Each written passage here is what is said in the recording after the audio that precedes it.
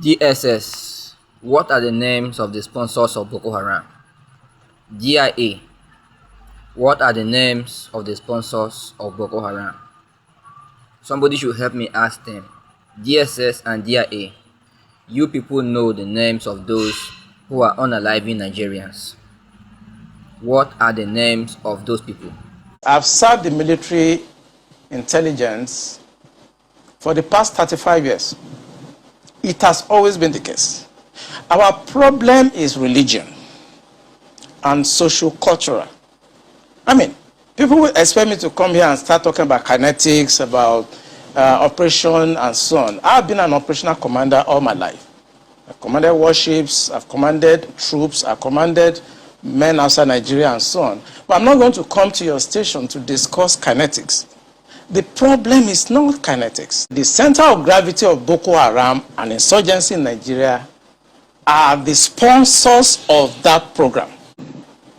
And recently, 400 people were gathered as sponsors of Boko Haram. To the DG of DSS, Mr. Adeola Oluwatosin Ajayi, and the PRO of DSS, Mr. Peter Afunaya. What are the names of these people? What are the names of these people that are sponsoring Boko Haram in Nigeria? Why is it that government has refused to try them? And to the President of Nigeria, the President of the Federal Republic of Nigeria, Bola Ahmed Tinubu, why is it that your government has not given us justice over the people that are sponsoring insurgency in Nigeria till now? Why? Is it because they are said to allegedly be in Aso with you that you cannot carry on a step till today? Or should we continue to believe the statements that says you as the President of Nigeria, Mr. Tinubu, Your Excellency, that you are afraid that if you fight insurgency, they will kill you? Should we believe that? And Aswaju called me. He says, Hajia, I said, sir. He said, I respect your stance on not accepting the appointment. I said, yes, sir. Because I can't be a zombie. I just can't follow you because you said I should follow you. Let me know what you have for us up north. Because if I made a mistake on Buhari, with you, the truth is written on the horizon. So I have to know what you have for us. He's told me you can go on like this, that he doesn't have anything for us.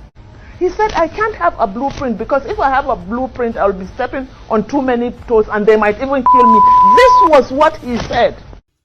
So all these statements are making me to believe. In fact, they have made me to believe, coupled with your conspiracy of silence, Mr. President, that this statement is true, unless you prove otherwise. Unless you explain to Nigeria what really is happening as a president under your watch, that everything is happening and you are silent. You have been silent all the way. Unless you prove to me by stopping the silence, by quenching the silence, and starting to act on what has befallen Nigeria, then I will believe the statement is not true.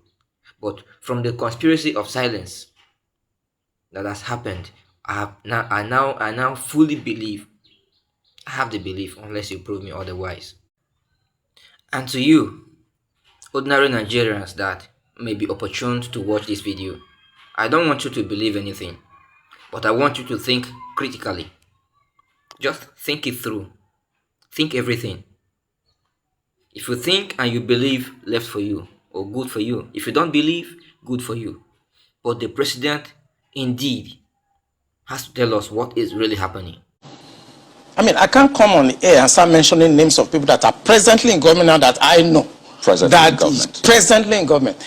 That the boys that we arrested mentioned, some of them are governors now.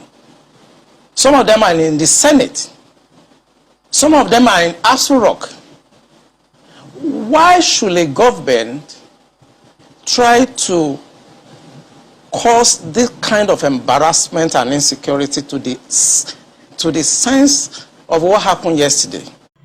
Some of the people who are sponsoring this insurgency are in Aso Rock. Concerning the people in Aso Rock, I don't want to mention any name in this video, but I have a list of names I've compiled.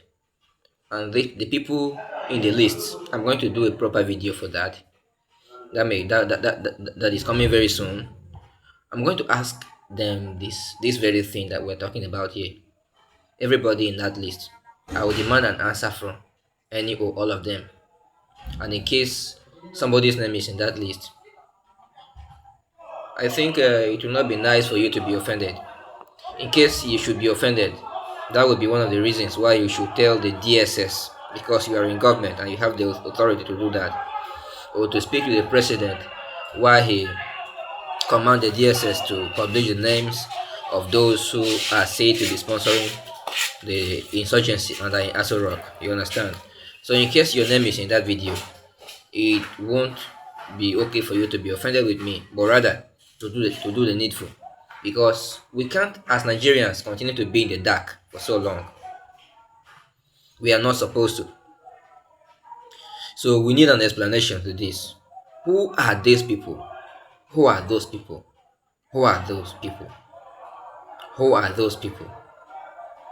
So the video is coming very soon. I'm going to publish the list of the names that I've taken down, and we'll discuss about it. I will need an answer from those people. Meanwhile, let's continue with this one. And what I'm saying now, the Department of State Services are listening to me.